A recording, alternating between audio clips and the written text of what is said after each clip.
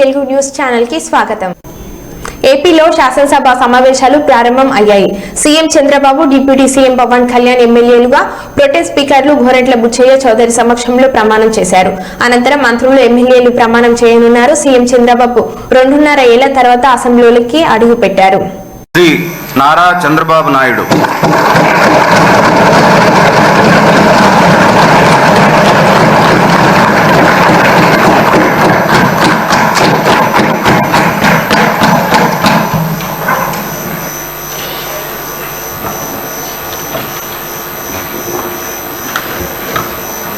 నారా చంద్రబాబు నాయుడు అనే నేను శాసనసభ సభ్యునిగా ఎన్నిక అయినందున శాసనం ద్వారా నిర్మితమైన భారత రాజ్యాంగం పట్ల నిజమైన విశ్వాసం, విధేయత చూపుతానని, భారతదేశ సార్వభౌమాధికారాన్ని, సమగ్రతను కాపాడుతానని, నేను స్వీకరించబోయే కర్తవ్యాన్ని శ్రద్ధాశక్తులతో నిర్వహిస్తానని దైవ సాక్షిగా ప్రమాణం చేస్తున్నాను.